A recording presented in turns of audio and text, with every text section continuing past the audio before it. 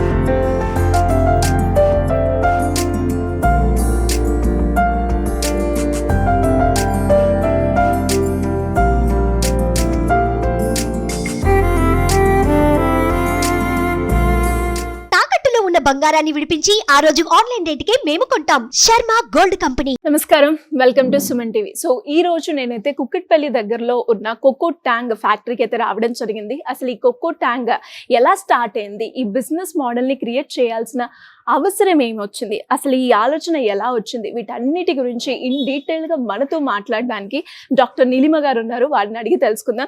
So background చూస్తుంటేనే ఒక్కటి మాత్రం నేను మాట్లాడే కన్నా ముందు మీకు ఒక విషయాన్ని గుర్తు చేయాలి అనుకుంటున్నాను. ఏదైనా ఒక వ్యాపారం మనం మొదలు పెట్టాలి అంటే ఖచ్చితంగా దానికి డబ్బు కావాలి అని ఆలోచిస్తూ ఉంటారు. అండ్ ఫైనాన్షియల్ గా దాంతో పాటు ఫ్యామిలీ సపోర్ట్ కూడా కావాలి. ఇంత పెద్ద ఫ్యాక్టరీని క్రియేట్ చేశారు. కేవలం వారు 5,000 పెట్టుబడితో స్టార్ట్ చేసి ఇప్పుడు ఇంత రేంజ్కి వచ్చారు. మనకు ఒక చిన్న ఆలోచన, ఒక ధైర్యం, నేను చేయగలుగుతాను అన్న నమ్మకం ఉంటే మనని ఎక్కడికో తీసుకెళ్తారు కదా. సో దాని గురించి, ఈ కోకో ట్యాంగ్ గురించి ఇన్ డీటెయిల్ గా మనం అయితే మాట్లాడదాం. నాతో పాటు వచ్చేసేయండి. నమస్కారం డాక్టర్ నీలిమ గారు. హాయ్ అండి. హాయ్, నమస్తే. సో ఎలా ఉన్నారు? బాగున్నానండి. సిరి గారు బాగున్నారా? నేను కూడా చాలా బాగున్నాను. అసలు మీ గురించి నేను విన్నప్పుడు నాకు చాలా ఇంట్రెస్టింగ్ గా అనిపించింది. అండ్ మనం ఎన్నో రోజుల గురించి లైక్ రావాలి, షూట్ చేయాలి, ఈ అవుట్పుట్ ని మనం అందరికీ కూడా పరిచయం చేయాలి అన్న ఉద్దేశమే అనమాట. అసలు ఈ కోకో ట్యాంగ్ అన్న థాట్ ఎలా వచ్చింది మీకు? ఫస్ట్లీ వెల్కమ్ అండి మా యూనిట్ కి. Thank you. సో కోకో ట్యాంగ్ అంటే ఏంటి అని అంటే స్ట్రాంగ్ ఫ్లేవర్స్ ఆఫ్ కోకోనట్ అండి. సో మన దాంట్లో అంతా కూడా కోర్ ఇంగ్రీడియంట్ అనేది కోకోనట్ ఉంటుందన్నమాట. దీంతో డిఫరెంట్ వాల్యూ ఎడిషన్ చేస్తూ ఉంటాం. సో ఈ ఐడియా ఎలా వచ్చింది అని అంటే, సో అందరికీ ఉంటుందండి ప్రెగ్నెన్సీ టైంలో ఓ మదర్హుడ్ అనేది చాలా బ్యూటిఫుల్ ఫేజ్ అన్నమాట. అవును. సో ఆ ఫేజ్లో నేను ఫేస్ అయిన ఒక డిఫికల్టీకి అంటే నా అమ్నియోటిక్ ఫ్లూయిడ్స్ చాలా తక్కువగా ఉండేవన్నమాట. అప్పుడు డాక్టర్ నాకు కోకోనట్ వాటర్ రోజు తాగమని చెప్పేవారు. నేను బయట దొరికే వాటర్ ఒక రోజు చాలా వేడిగా ఉండేవి, పుల్లగా ఉండేవి, అసలు నా వల్ల తాగడం అయ్యేది కాదనమాట. అప్పుడు మా హస్బెండ్ దాంతో డిఫరెంట్ ఫ్రూట్స్ వాల్యూ యాడ్ చేయడం వల్ల నాకు తాగడానికి చాలా బాగా అనిపించి నేను బాగా తాగేదాన్ని. ఓకే. అప్పుడు నా కండిషన్ అనేది 4 వీక్స్లో బాగా ఇంప్రూవ్ అయింది. సో ఒక ఫుడ్ అనేది ఇంత మిరాకిల్ లాగా ఎఫెక్ట్ చేస్తుందా, అంటే ఒక ఇంత మంచి బెనిఫిట్ ఇస్తుందా, ఒక హెల్త్ కండిషన్ మారుతుందా అన్న థాట్ తోటి కోకో ట్యాంగ్ అనే ఆలోచన అప్పుడు మొదలైందండి.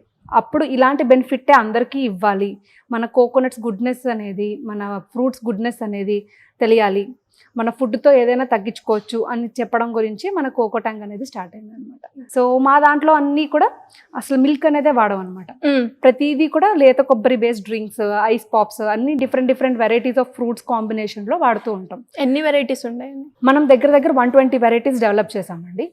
సో దాన్ని కట్ షార్ట్ చేసుకుంటూ అంటే ప్రొడక్షన్ మీద ఫోకస్ చేసుకుంటూ ఎట్ ఎ టైం మనం 6 to 8 వెరైటీస్ చేస్తాము. దీన్ని మనం డైనమిక్గా అంటే సీజనల్ ఫ్రూట్స్కి అనుగుణంగా మనం మారుస్తూ ఎప్పటికప్పుడు ఫ్రెష్నెస్ అని కొత్తదనం ఇస్తూ ఉంటాం అనమాట, మన కస్టమర్స్కి సర్వ్ చేస్తూ ఉంటాం. ఓకే, నైస్ అండ్ అలాగే నేను విన్నాను ఈ పెట్టుబడి స్టార్ట్ అయింది కేవలం 5,000 రూపాయలతోటే అని.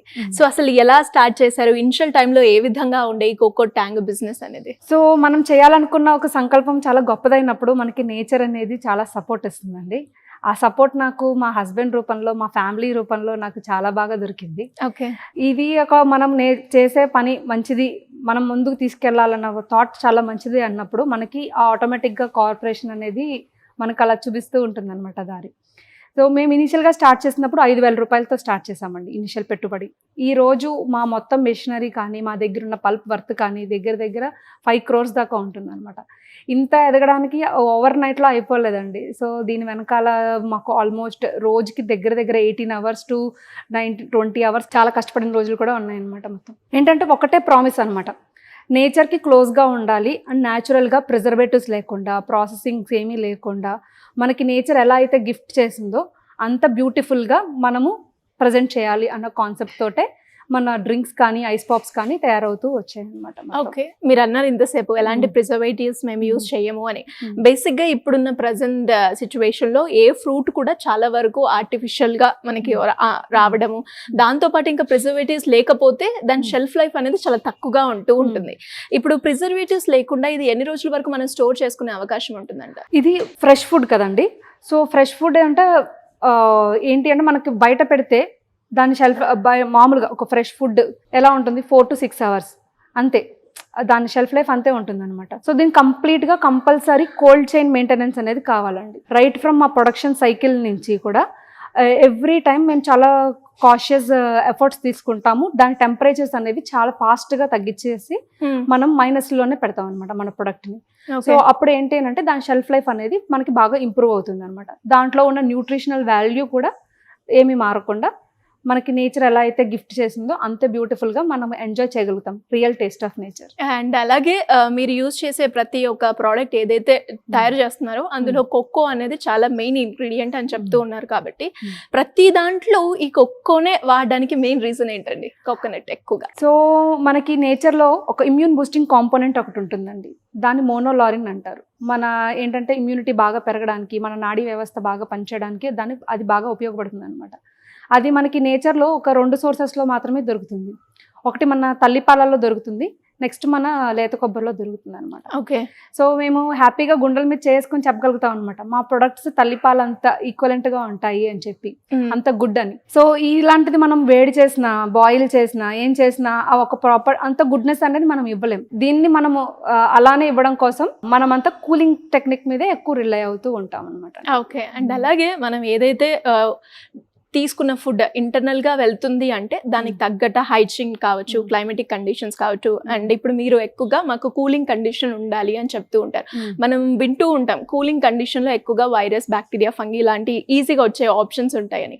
వీటన్నిటిని మీరు ఎలా టేక్ కేర్ చేసి ఈ ప్రోడక్ట్ బయటకు తీసుకొస్తారు? అంటే మనకి అంతా కూడా ఇనిషియల్ లోడ్ బట్టి ఉంటుందండి. సో మనం ఎంత హైజీనిక్ గా డీల్ చేస్తూ ఉంటే మనకు మైనస్ లో వెళ్లే కొద్దీ మన ఫుడ్ యాక్టివిటీ అనేది, బ్యాక్టీరియా మల్టిప్లికేషన్ అనేది తగ్గిపోతుంది అనమాట. ఓకే, సో నేచర్ ఇచ్చిన గొప్ప గిఫ్ట్ ఏంటి అని అంటే మైనస్ టెంపరేచర్స్ లో ఉంటేనే ఆ ఫుడ్ అనేది సేఫ్ గా ఉంటుంది అనమాట యూజువల్ గా.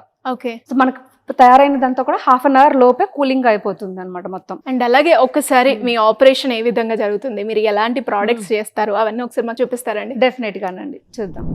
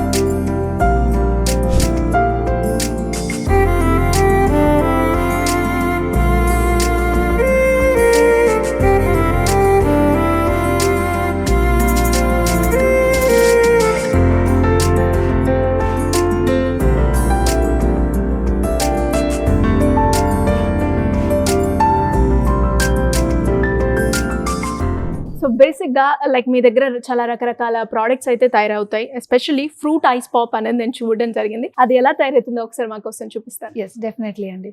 సో మన దగ్గర అంతా కూడా 100% ఫ్రూట్ అనమాట. Every byte is a fruit అండి. ఓకే, సో మనం ఇక్కడ యూజ్ చేసేదంతా కూడా న్యాచురల్ ఫ్రూట్ తోటి టెండర్ కోకోనట్ పల్ప్ యాడ్ చేసి మనము దాన్ని ఫ్రూట్ ఐస్ పాప్ కింద తయారు చేస్తాం అనమాట. మన దగ్గర స్పెషాలిటీ ఏంటి అని అంటేనండి, మనం వాడే న్యాచురల్ పల్ప్ అంతా కూడా మన ఫ్యాక్టరీలో తయారైన పల్పేనమాట. Okay, so we ensure that the end quality of pulp is also very safe and very neat hygiene and also మన దగ్గర మంచి క్వాలిటీ, దాని రైప్నెస్ అనేది చాలా పీక్ టైంలో ఉన్నప్పుడే మేము హార్వెస్ట్ చేస్తూ ఉంటాం అనమాట. యూజువల్గా ఏంటి అంటే ఆ ఫైబర్ అనేది మనకి ఈజీగా డైజెస్ట్ అవ్వడం కోసం, ఆ ఫైబర్ బ్రేక్ అవ్వడం కోసం వీ యూజ్ దిస్ మెషిన్ అనమాట to mix wear the coconut, ఆ లేత కొబ్బరిలో ఉన్న ఫైబర్ అండ్ మనం ఇప్పుడు ప్రస్తుతం మీకు మ్యాంగో చూపిస్తున్నాను. సో మనకి ఆ మ్యాంగో ఫైబర్ అంతా కూడా కంప్లీట్గా బ్లెండ్ అయిపోయి మైక్రాన్ లెవెల్స్లో బ్లెండ్ అయిపోయి వస్తుందండి. సో ఇది ఇక్కడ అయిపోయిన తర్వాత మనం ఒకసారి క్వాలిటీ చెక్ చేసుకుంటాం అనమాట. ఇక్కడ క్వాలిటీ చెక్ అయిన తర్వాత it will be going for packing. Okay, so నేను ఇక్కడ మీకు మెషిన్ ఇది ఎలా వర్క్ అవుతుంది.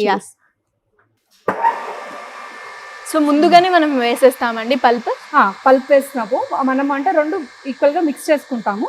సో మిక్స్ చేసుకున్నప్పుడు అదంతా కంప్లీట్గా మనకి అది బ్లెండ్ చేస్తూ ఉంటుంది అనమాట. ఓకే, సో మన ఎవ్రీ మెషిన్ అనేది అంతా కూడా 316 గ్రేడ్ SS తోనే ఉంటుందండి. Every contact surface is design for GMP practices అనమాట. సో మనం వాడే ప్రతి ఎక్విప్మెంట్, ప్రతి కాంటాక్ట్ సర్ఫేస్ అంతా కూడా 316 స్టీల్తోనే ఉంటుంది. మనము ఈవెన్ క్లీనింగ్కి అన్నిటికీ కూడా మనం RO వాటర్ వాటే యూజ్ చేస్తూ ఉంటాం. ఓకే, ఇది ఇక్కడ ట్యాప్ ఆన్ కంప్లీట్గా బ్లెండ్ అయిన తర్వాత చూడండి మీకు మొత్తం అంతా ఈక్వల్గా బ్లెండ్ అయిపోతుందండి. ఓకే, ఇప్పుడు 2 కోకో అండ్ అలాగే మ్యాంగో ఇవి రెండు బ్లెండ్ అయ్యి మనకి ఇలా కనిపిస్తుంది. ఓకే, సో దీన్ని మనము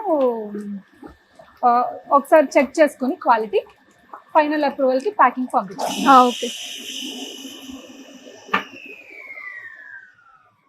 ఓకే, సో బేసిక్గా లైక్ ముందుగానే ఇది వేసేసుకొని ఇలా ప్రాపర్గా బెండ్ అయినాక క్వాలిటీ చెక్ చేస్తారు. అండ్ ఇక్కడ చూస్తే హైజీన్ అండ్ క్వాలిటీ ఖచ్చితంగా ఉంటుందని మీరు చెప్తున్నారు కాబట్టి క్వాలిటీ ఏ విధంగా చెక్ చేస్తూ ఉంటారండి మీరు? అంటే ఇది ఎలా ఉంది అంటే దీంట్లో ఎవ్రీ ఫ్రూట్కి ఒక్కొక్క పర్సంటేజ్ ఉంటుంది కదా. సో ఈ మొత్తం ఒక ఓవరాల్ ప్రొడ్యూస్ మిశ్రమం కరెక్ట్గా బ్లెండ్ అయిందా లేదా, కరెక్ట్గా యూనిఫామ్గా స్ప్రెడ్ అయ్యాయా లేదా అనేది మనం ఒకసారి చెక్ చేసుకుంటామండి మెషిన్లో. అయిపోయిన తర్వాత అది ఓకే అని అనుకున్న తర్వాత అది ప్యాక్ అయిపోతుంది. అంటే కంప్లీట్గా మిసిబుల్ అయ్యిందా లేదా అనేది మొత్తం అంతా చెక్ చేసుకుంటామండి. ఆ కంప్లీట్ అంతా డిస్పర్స్ అయ్యాయా లేదా అని చెప్పి. సో ఇంది మీద ఒక డ్రాప్ వేసుకుని ఈ మెషిన్లో పెట్టుకుని చూస్తామండి మొత్తం అంతా.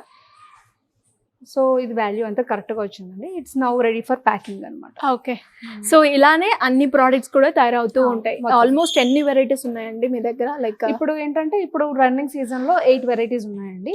మన డ్రింక్స్లో ఒక 6 వెరైటీస్ ఉన్నాయి. అవి కాకుండా ఐస్ పాప్స్లో 6 వెరైటీస్ అండి. అండ్ ప్యాకింగ్ కూడా ఇక్కడే జరుగుతుందండి? మొత్తం అంతా ఇక్కడే జరుగుతూ ఉంటుంది. సో ప్యాకింగ్ ఎలా ఉంటుందండి ప్రాసెస్? ఇందాక చూసారు కదండి అక్కడ బ్లెండింగ్ వరకు.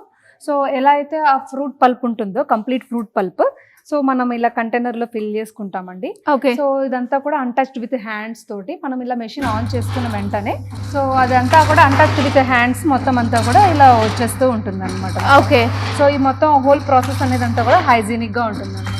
ఇలా మ్యాంగో పల్ప్ చూసారు కదా, ఇలాగే మనకి డిఫరెంట్ పల్ప్స్తో ఉంటాయి అనమాట. సీతాఫల్, జామున్ అలా అన్ని కూడా హోల్ ఫ్రూట్ పల్ప్నే మనం ఇలా ప్యాక్ చేస్తాం. ఒక్కసారి ఎన్ని అవుతాయండి ఈ ఎక్విప్మెంట్లో? పర్ మినిట్ 60 అవుతాయండి. ఓకే ఓకే, సో మనకి ఏంటంటే ఫస్ట్ నుంచి కూడా మా విజన్, మా ఈ ఫ్యాక్టరీని అనేది డిస్కవరీ ఫుడ్ ఫ్యాక్టరీలో టెలికాస్ట్ చేయించాలి అని అది మా విజన్ అనమాట. ఓకే, సో అంతవరకు గ్రోత్ అవ్వడానికి మా వరల్డ్ క్లాస్ ఎక్విప్మెంట్స్ అన్ని యాడ్ చేసుకుంటూ వెరీ సూన్ గుడ్ ప్రొడక్ట్స్తో ఇండియా మొత్తం ఎక్స్పాండ్ అయ్యి ఇంతే nutritious and healthy ice pops ఇవ్వడమే. సో ఇలా ప్యాకింగ్ అయిన తర్వాత నెక్స్ట్ ఏం చేస్తారండి? ఇలా ప్యాక్ అయిపోయిన తర్వాత ఏం చేస్తాము అని అంటే మనము మొత్తం అంతా ఇన్స్టెంట్ గా బ్లాస్ట్ ఫ్రీజింగ్ లోకి తీసుకెళ్ళిపోతాం అన్నమాట. సో వన్స్ ఎప్పుడైతే ఇవన్నీ ప్యాక్ అయిపోయాయో మనం అంతా బ్లాస్ట్ ఇన్స్టెంట్ గా దాంట్లో పెట్టేస్తాం బ్లాస్ట్ ఛాంబర్ లో. విదిన్ 1 అవర్ లోపే మనకి -20 degrees దగ్గరికి వచ్చేస్తాయి అన్నమాట. ఓకే, ఆ ప్రాసెస్ కూడా చూపిస్తాను, just please come. Yeah sure. అక్కడ ప్యాక్ అయ్యాయి కదండి. సో అన్ని కూడా మనకి ఏంటంటే టెంపరేచర్ అనేది ర్యాపిడ్ గా తగ్గిపోవాలన్నమాట. సో మనం ఇలా ట్రేస్ లో ఫిల్ చేసుకున్న తర్వాత ఇవి మొత్తం ఇందులో ఫిల్ చేసుకుని జస్ట్ ఆన్ చేసుకుంటామండి. మీకు విదిన్ ½ an hour లోపు గడ్డ కట్టేస్తాయి అనమాట. ఓకే, ఇలా క్లోజ్ చేసుకుని ఆన్ చేసుకోవడం అనమాట. ఆల్రెడీ రెడీ అయిపోయిన ప్రోడక్ట్ కూడా ఉందండి, అది మీకు నేను చూపిస్తాను. మనకి ఫిల్ అయ్యాక విదిన్ ½ an hour లోపే ఇలా గడ్డ కట్టేస్తాయి. ఓకే, ఇది ఫైనల్ ప్రోడక్ట్ అన్నమాట. అవునండి. So every byte is a fruit అనమాట. ఓకే, ఇందులో మనకి చాలా వెరైటీస్ కూడా దొరుకుతాయి కదండి? అవునండి, సేమ్ మొత్తం అంతా 100% ఫ్రూట్ ఉంటుంది. దీంట్లో మీకు కస్టర్డ్ యాపిల్ ఉంటుంది, తర్వాత jamun, orange, grapes and also chocolate ఉంటుంది. చాక్లెట్ అంటే మనం సిరప్స్ అలా ఏమి వాడడం అనమాట. దీంట్లో అంతా original cocoa powder, cashew butter and almonds అలా డిఫరెంట్గా, అంటే అది తిన్నప్పుడు మనకి కంటెంట్మెంట్ అనేది ఉండాలన్నమాట. సో ఒక ఇంట్రెస్టింగ్ ఫ్యాక్ట్ ఉందండి, మనకి ఒక సెకండ్ బ్రెయిన్ అనేది మన గట్లో ఉంటుంది అనమాట. అదేంటి అని అంటే మన గట్ బ్యాక్టీరియా. మనం ఇది తిను అది తినద్దు అని డిసైడ్ చేసేది అదే అనమాట. మనం తినే ఈ ఫుడ్ మన బ్రెయిన్ కి హ్యాపీనెస్ ఇస్తుంది, ప్లస్ మన గట్ బ్యాక్టీరియా కూడా హెల్దీ అనమాట. నైస్. ఎనీవేస్ చాలా మంచి ప్రోడక్ట్ అయితే మీరు మా అందరికి తీసుకొస్తున్నారు అండ్ చాలా బాగున్నాయి. టేస్ట్ చూసి చెప్పండి how you are feeling and also. And నేను మీరు ఫస్ట్ రాగానే నాకు ఇది ఇవ్వడం జరిగింది, చాలా బాగుంది. అండ్ మీరు అన్నట్టుగా ప్రతి మూమెంట్ కూడా నేను ఆ పల్ప్ ని ఎంజాయ్ చేస్తూ ఎక్స్పీరియన్స్ అవుతున్నాను. అండ్ దాంతో పాటు లైక్ మీరు ఇన్వెస్ట్ చేసింది 5,000 అన్నారు కాబట్టి ఇప్పుడు మీ లైక్ యాన్యువల్ ఇన్కమ్ ఎంత ఉంటుందండి యావరేజ్ గా? అంటే ఇప్పుడు right no we're developing many SKUs and many models అండి. కరెంట్లీ మా టర్న్ ఓవర్ వచ్చేసి 1.5 to 2 crores ఉందండి. గ్రేట్. అండ్ ఇలా ఎవరైనా కూడా ఇంట్లో ఉండే మహిళలు వాళ్ళకి వచ్చిన లైక్ ఒక్కొక్కరికి మీరు చెప్పినట్టుగా సొల్యూషన్స్ తో పాటు వాళ్ళకి బిజినెస్ మోడల్, అసలు మీరు ఒక ఆలోచనతోటి నాకు హెల్త్ బాగుండాలి అనే ప్రయత్నంతో మీరు ఒక బిజినెస్ మోడల్ ని క్రియేట్ చేయడం జరిగింది. అలా ఎవరైనా కూడా ఇంట్లో ఉండి ఏదైనా ఒక చిన్న వ్యాపారం మొదలు పెట్టుకోవాలి అనుకునే వాళ్ళకి మీరేం చెప్తారు? బేసిక్గా ఏంటంటేనండి, బిజినెస్ అంటే యూజువల్గా ఒక ప్రాబ్లమ్కి ఒక సొల్యూషన్ ఇవ్వడం అండి. మనం ఎంత పెద్ద ప్రాబ్లమ్కి అది సొల్యూషన్ ఇస్తామంటే అది మనది అంత బిజినెస్ పెద్ద స్కోప్ చాలా ఎక్కువ ఉంటుంది అనమాట. ఓకే. సో బిజినెస్ చేయాలి అని అంటే చిన్న బిజినెస్ పెద్ద బిజినెస్ అనేది ఏది ఉండదు అనమాట. దాని గ్రోత్ అనేది ఎప్పుడో కూడా ఇమ్మెన్స్ ఉంటుంది అనమాట. దానికి ఎంత మనం ఎఫర్ట్ పెడుతున్నాము, ఎంత పొటెన్షియల్లో మనం కాంట్రిబ్యూట్ చేస్తున్నాం అనేది ఫ్యాక్టర్స్ కన్సిడర్ చేసుకోవాలన్నమాట. చిన్న బిజినెస్ మ్యాన్ ఉంటారేమో కానీ చిన్న బిజినెస్ అనేది ఎప్పుడు ఉండదు అనమాట. మనం ఎంత చేస్తే అంత గ్రో అవుతాం అనమాట. గ్రేట్. దీనిలో లా ఆఫ్ ఏంటంటే ఇస్తూ మనం ఎక్కువ మందికి ఎంప్లాయ్మెంట్ ఇవ్వాలి అని అనుకుంటూ ఉండాలి. సో అలా ఆటోమేటిక్గా పెరిగే అవకాశాలు, ఆపర్చునిటీస్ అన్నీ అవే వస్తూ ఉంటాయి. నైస్. అండ్ మీరు చెప్తున్నప్పుడు లైక్ నేను ఇది కరోనాకు ముందు నుంచే స్టార్ట్ చేశాను అని. కరోనా సిచ్యువేషన్లో మనందరికీ కూడా తెలుసు అన్ని బిజినెసెస్ కూడా డ్రాప్లోనే ఉన్నాయి. అప్పుడు ఆ ఫేస్ ఎలా ఉండేదండి మీకు? సో అందరూ కూడా అంటే అది ఎవరు ఎక్స్పెక్ట్ చేయలేని సిచ్యువేషన్. సో అంత కరోనా మా బిజినెస్ ఫేస్ గురించి చెప్పాలి అని అంటే కరోనాకు ముందు, కరోనాకు తర్వాత అని చెప్పాలండి.